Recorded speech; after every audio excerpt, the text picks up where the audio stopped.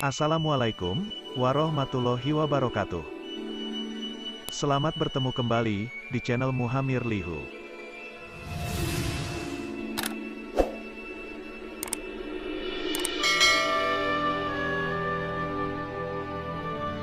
Pada kesempatan kali ini, kita akan belajar mengenai latar sejarah lahirnya Pancasila. Ada 4 materi pokok yang akan kita pelajari dalam materi sejarah kelahiran Pancasila. Yang pertama, yaitu latar sejarah kelahiran Pancasila. Tujuan pembelajaran pada pertemuan ini, diharapkan peserta didik dapat menghayati sejarah kelahiran Pancasila sebagai karunia dari Tuhan Yang Maha Esa.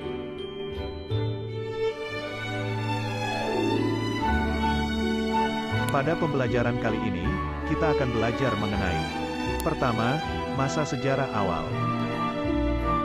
Kedua, masa kerajaan Nusantara. Ketiga, masa penjajahan.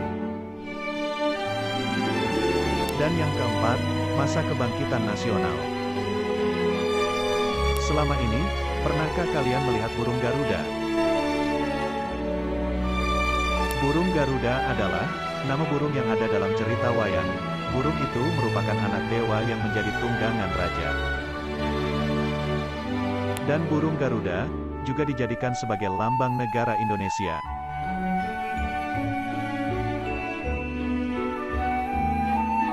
Masa sejarah awal. Sejarah Indonesia perlu diketahui. Nama Indonesia sendiri baru digunakan pertama kali saat Kongres Pemuda II tanggal 28 Oktober tahun 1928. Jauh sebelum itu, wilayah yang kini disebut Indonesia lebih dikenal dengan sebutan Nusantara. Berbagai kerajaan berada dalam wilayah Nusantara ini.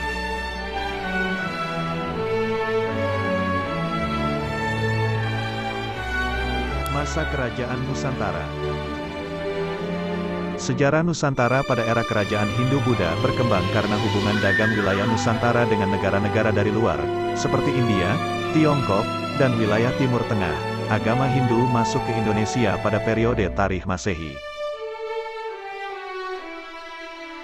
Masa penjajahan.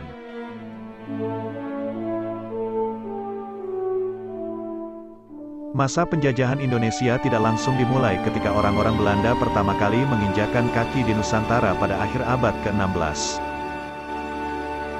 Sebaliknya, proses penjajahan oleh bangsa Belanda merupakan proses ekspansi politik yang lambat, bertahap dan berlangsung selama beberapa abad sebelum mencapai batas-batas wilayah Indonesia seperti yang ada sekarang.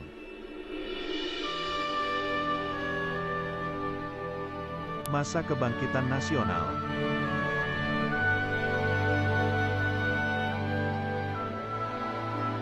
Kebangkitan nasional adalah masa di mana bangunannya rasa dan semangat persatuan, kesatuan, dan nasionalisme serta kesadaran sebagai memperjuangkan kemerdekaan Republik Indonesia, yang sebelumnya tak pernah muncul selama penjajahan Belanda dan Jepang.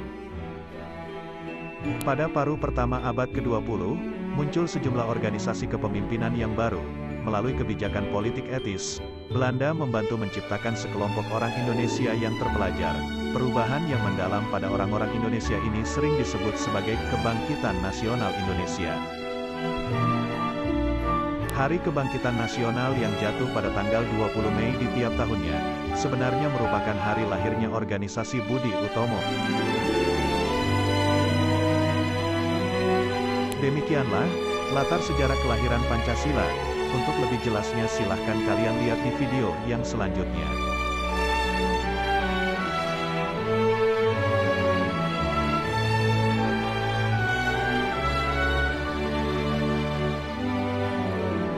Terima kasih, dan salam Pancasila.